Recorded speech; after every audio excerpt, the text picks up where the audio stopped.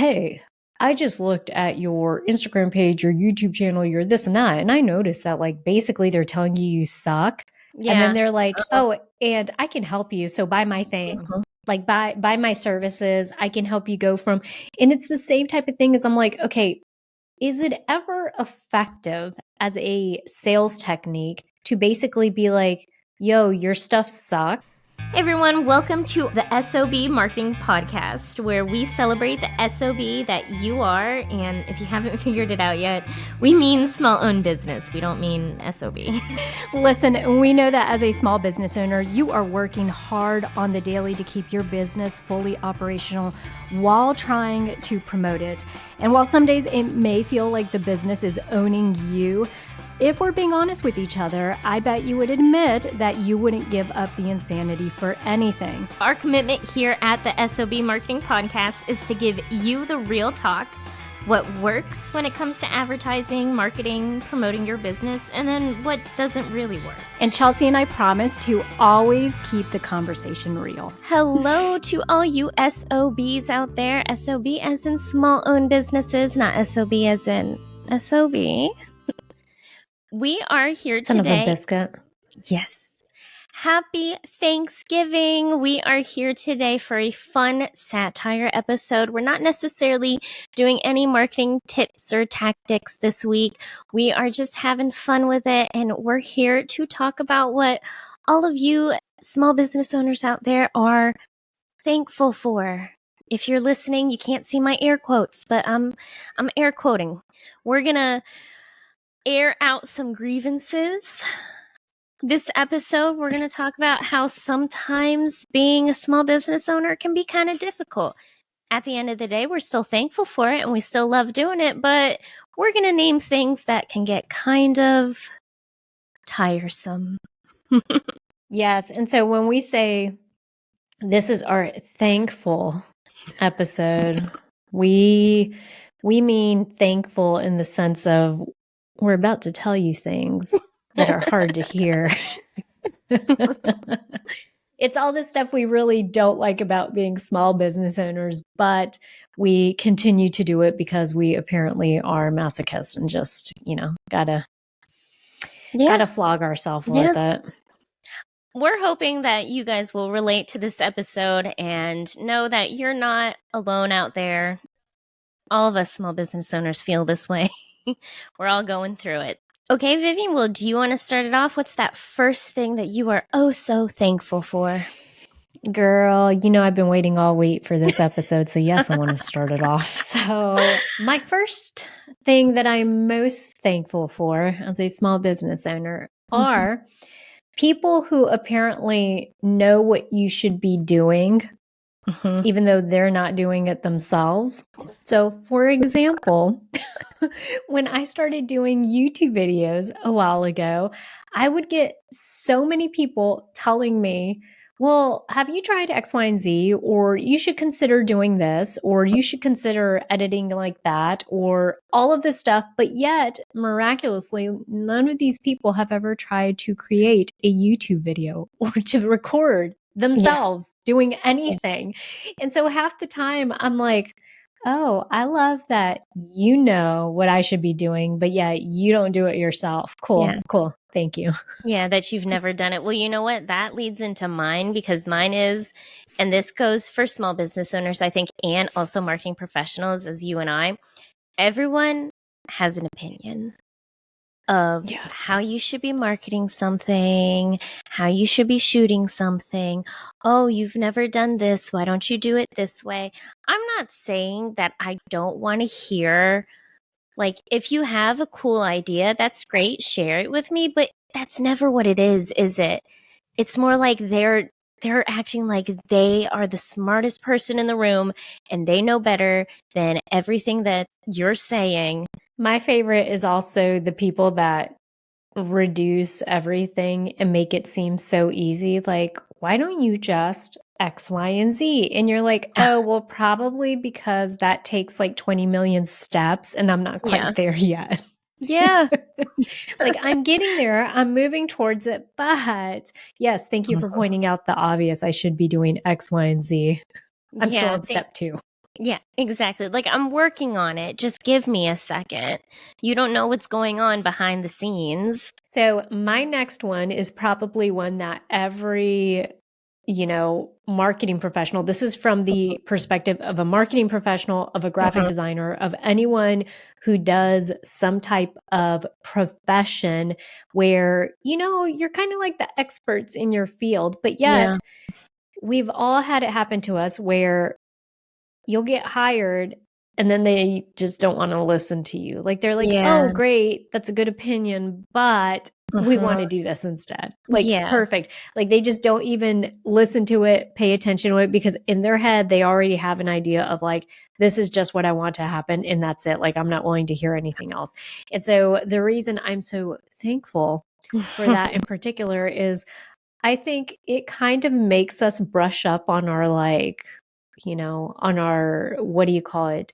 On our chops as far as like, how can I try to get somebody to understand Yeah. how important it is to do X, Y, and Z? Because I know as a marketing professional, this is what's most important, right? Not chasing the glittery things, but over time building a consistent brand, X, Y, and Z. And so you're forced to figure out a way of how to present that early on, really quick. And I think it just makes us better marketers. Yeah, I think that's a really good one because I've never understood if you hired me to do just what you wanted, then why didn't you just do it yourself? Like I feel like Yeah, you well, it's should have. because they can't. I know, but it's one of So those a things. popular thing, a popular phrase, right? The way you know this is happening to you is a popular phrase is I know you're the expert, but Yeah. Yeah. You're the expert, however. Can you make this happen? Can you do it this way? No, I can't do it this way. Sure you I can. I don't really know how this works, but Yeah. Something we're definitely both very thankful for. So, this one, I'm sure all my small business owners are going to feel down to their bones. Everyone that you know wants a discount or free shit. Why? yeah. Why? I mean, you're a business and they just come to you asking as if you're not here trying to make a living. And that, look, every now and then I understand maybe there's that one person that you love and you'll give them a discount or a free service or something like that. But people can't just expect that from you. And sometimes I feel like small business owners get taken advantage of because everyone just wants free shit. Can you imagine rolling up to Chick-fil-A and being like, "Hey, can I get this chicken sandwich for half off?" Like, would you be willing to discount this chicken sandwich 50%? I'm cool with the Lord. And this is God's chicken, so could I please have? Yeah. I went to church on Sunday. May I please have this? I donated in the basket they passed around. I love it. Does that give me one free chicken nugget, please? Okay, this isn't related to this episode, but really quick. I once spoke with a coworker. She was telling me that she went to Chick-fil-A for lunch and she asked for one chicken nugget, like one thing of chicken nugget. They gave her one chicken nugget, like a singular nugget. And she was How like, much did she have to pay for it? I don't know. I don't remember what happened. I think she had ordered like a bunch of other stuff. Like she was ordering stuff for multiple people. And then she said one chicken nugget and they gave her like one chicken nugget. And she's like, how could you possibly think that I wanted a singular? Well, to be fair, that was her fault for miscommunicating because what she Well, should have yeah. said is, I want chicken nuggets, right? But instead she's Yeah. like, give me one chicken nugget. I get what she's saying. I Yeah, want one yeah. order, but It was you know. confusing. No, yeah, I get it. All right. So my next I'm thankful for is going straight out to all the advertising reps out there. I mean, no harm and no shame when I say this, but y'all know sometimes you inflate your numbers, and we know you inflate your numbers, and yet we have to pretend like we don't know because we're trying not to call you out on stuff. When you reach out to us and you're like, do you want to spend $2,500 because you're going to reach 1 million people, viewers, by doing X, Y, and Z? I'm telling you right now, I'm not going to reach 1 million viewers. And I know that for a fact. And you're not going to send me reports that show that I'm reaching 1 million viewers. So why are you even saying that? Yeah. Yeah. But I also don't want to get in an argument with you. Well, you know what? My next one rolls into yours, because how about all the people reaching out to you because they want you to use their service, like their email service or their telecom service, or, hey, I have a management system that could blow your mind. Like, stop. The cold calling is what it is. The cold calling. But you know what's weird is that we're marketing professionals by trade. You would think that we, of all people, are like, do your thing. Like, I'm willing to listen to a pitch. But I guess that's the whole thing, is like, at the end of the day, when you think about marketing, like we talk to you guys about like your ideal audiences, maybe that's why it kind of grinds our gears sometimes, because it's like, what did you see on my LinkedIn profile, or what research have you done on our business that makes you think that we're your ideal customer, because we are not? Like, at this point, it looks like you are literally just like, Jordan, who was on our podcast not too long ago, said it's kind of like taking business cards, walking into an event and just throwing them everywhere and hoping that somebody like catches them. That's what cold calling feels like sometimes with people. Like, they're not doing enough research and targeting people well enough. I think that's a really good point. That's the problem with it, is that where are you getting that I want this? Like, I don't. Please stop reaching out. That's a really annoying. I'm sorry. Let me piggyback off that one. I'll do you one better. Another thing I'm super thankful for is when I get emails and people are like, hey, I just looked at your Instagram page, your YouTube channel, your this and that, and I noticed that, like, basically they're telling you suck.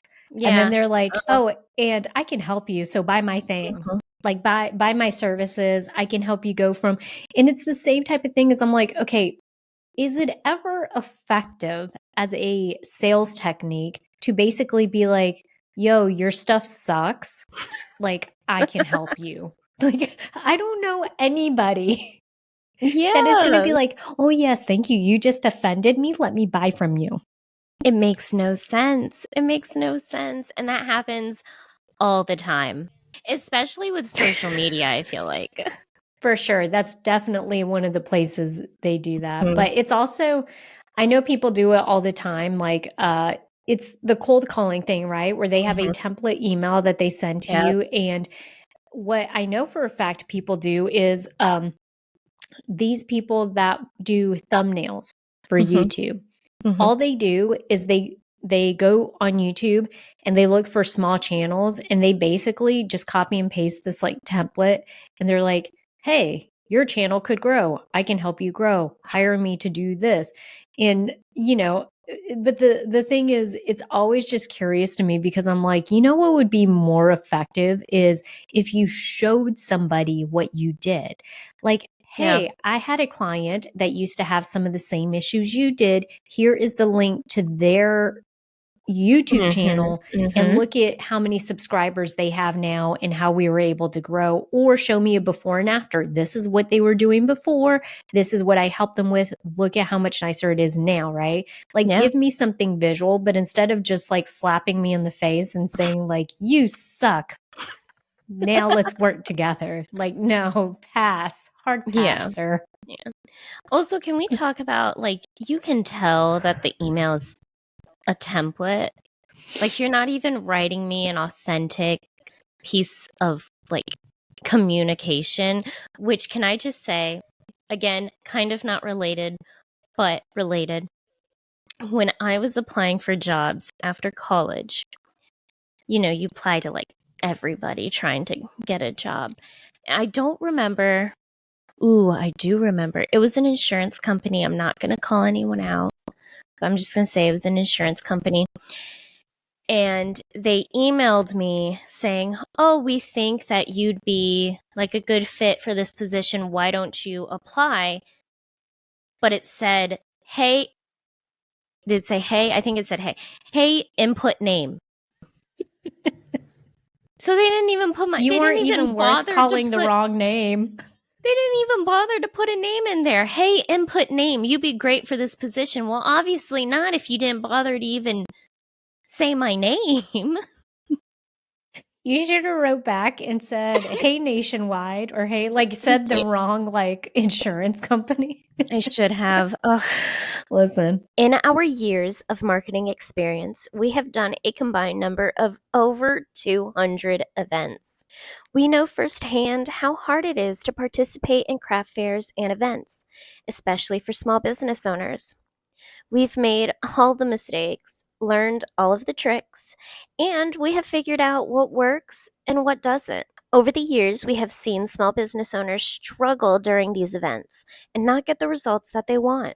That's why we took our years of experience and put it all together into one 6-module course, designed specifically for the crafter or small business owner. With the course, you not only get a step-by-step guide through participating in events, but you also get access to us and our closed Facebook group full of other supportive small business owners ready to answer your questions. For a limited time, you can get the Rock Your Fair course for 50% off.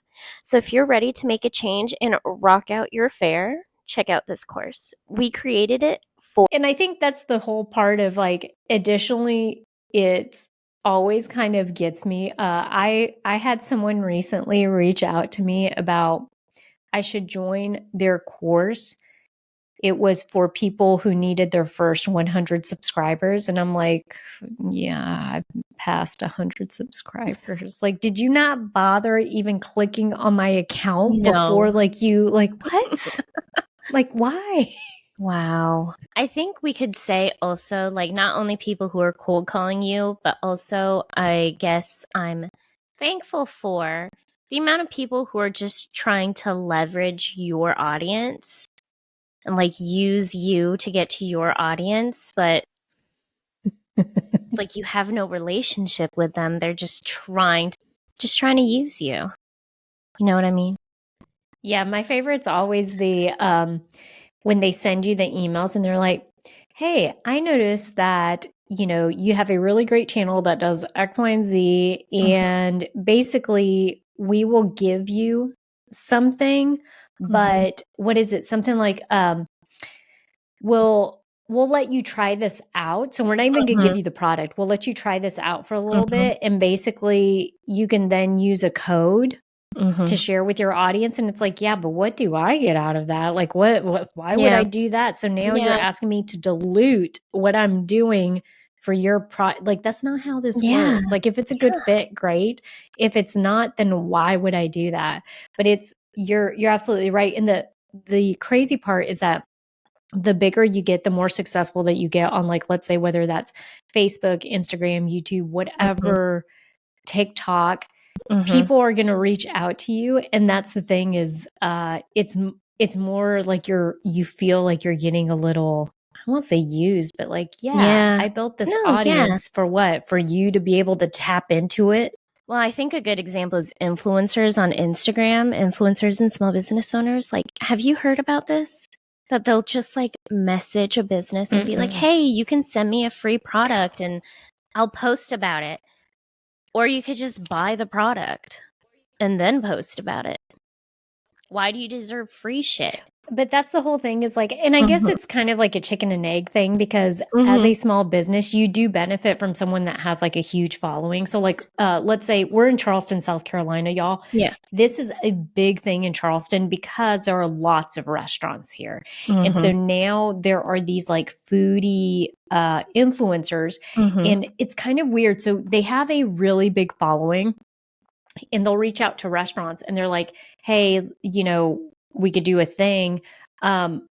but they ask for free food. So like they want free meals and all of this. And so as a small business owner, to your point, it's kind of like, yes, I'm super thankful that you're reaching out to me, asking me for free stuff. But then you'll blast it out, which, could help the small business. So I understand it. It's a chicken and egg. Yeah, exactly. It's kind of, conundrum. What do you do? But I feel like sometimes, though, like what's considered an influencer? Because if someone's messaging me saying, I have 1,000 followers, okay, good for you.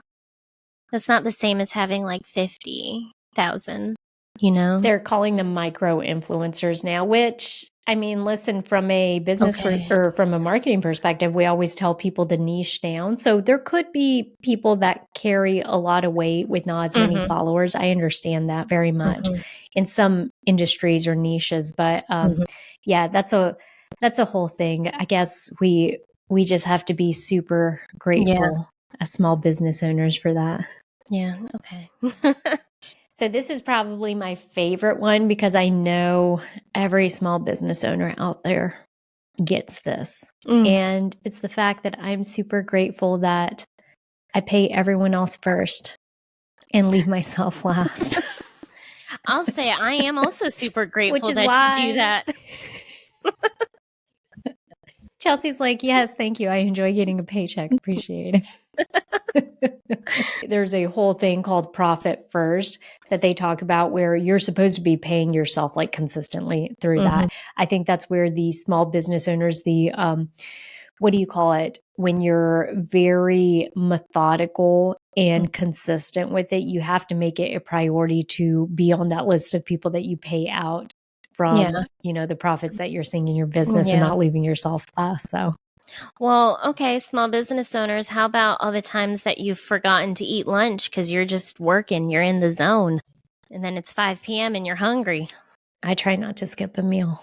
No matter what I'm doing, I'm going to eat. I feel that. Well, now the Otherwise problem I'm going to get hangry. Yeah, exactly. You and I both get hangry, so it's in our best interest to not skip a meal. For real. Yeah. So obviously we're not being super serious when we're saying that we're thankful for all these things because these are all things that we kind of have an issue with. But we figured Thanksgiving was the perfect time to bring it up because it's just like, family Thanksgiving dinners where you're gonna bring up everything you have a problem with. But if you think we left any important ones off and you guys have suggestions for things that you're super grateful, using air quotes again, super grateful for as small business owners, leave it in the comments, let us know, or tell us if you wholeheartedly agree with some of the ones that we brought up here today. So yeah. And make sure, of course, this episode wasn't very educational, but we were trying to have a little bit of fun for Thanksgiving. If you have any topics that you want us to talk about, just email us at help@theseasonmarketer.com. Go ahead and share this with other small business owners that you know. Like, follow, share, leave us a 5-star review, only 5 stars. We won't accept anything less. And go out there and be the best SOB you can be. And happy Thanksgiving. Yes, we are, on a serious note, super grateful for all of our listeners and for all these small business owners out there who do trust our marketing prowess because we try really hard to stay on top of everything. And we do want to utilize our experience to help cut down some of the time that you guys are spending having to figure this stuff out. So let us do that for you. If you haven't already signed up to be on our email list, please do so. It's under The Seasoned Marketer. You could go to our website and sign up for our weekly email list. Happy Thanksgiving.